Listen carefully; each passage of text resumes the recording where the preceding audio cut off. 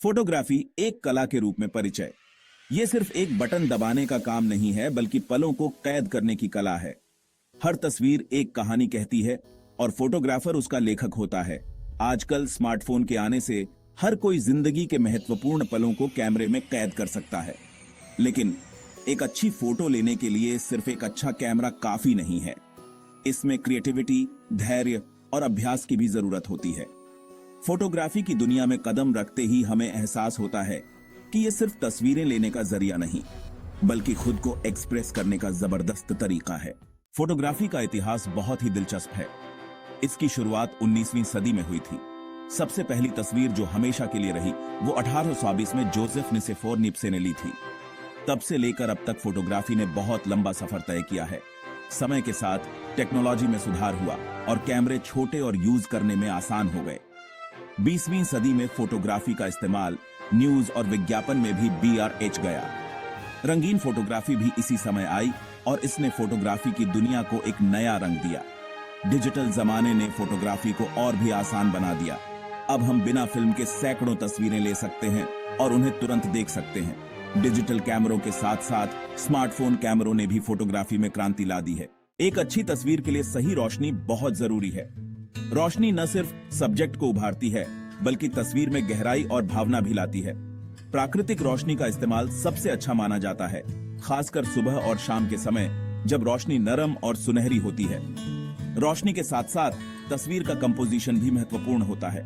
Rule of thirds एक जरूरी नियम है जो नए लोगों के लिए मददगार हो सकता है।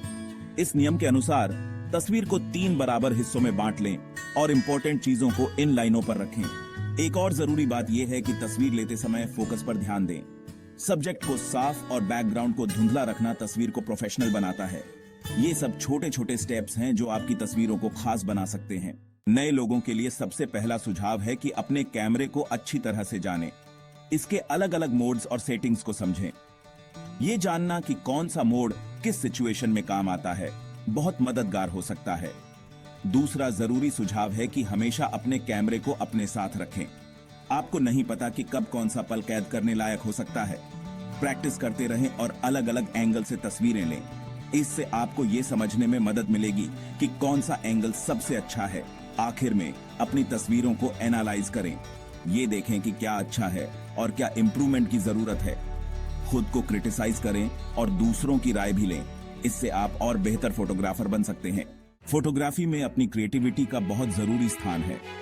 हर फोटोग्राफर का अपना एक अलग नजरिया होता है। यही नजरिया उसे बाकी लोगों से अलग बनाता है। क्रिएटिविटी का मतलब है कि आप चीजों को नए और अनोखे तरीके से देखें। जब आप तस्वीरें लेते हैं तो अपने आसपास की चीजों को ध्यान से देखें। साधारण चीजों में भी खूबसूरती ढूंढें। कभी कभी सबसे अच्छी तस्वीरें सबसे अनएक्सपेक्टेड जगहों पर मिलती हैं। यह आपकी क्रिएटिविटी ही है जो साधारण को असाधारण बना सकती है। आखिर में अपनी तस्वीरों में खुद को एक्सप्रेस करें।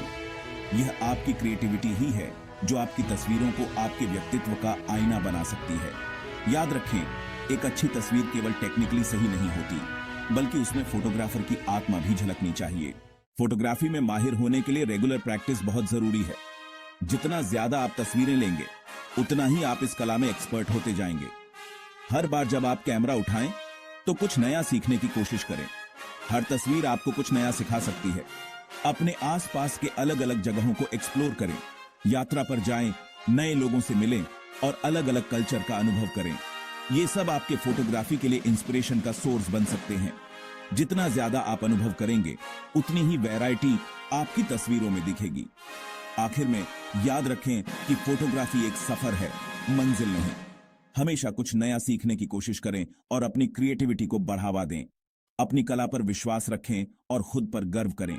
प्रैक्टिस और एक्सप्लोरेशन के इस सफर में आप न केवल एक बेहतर फोटोग्राफर बनेंगे,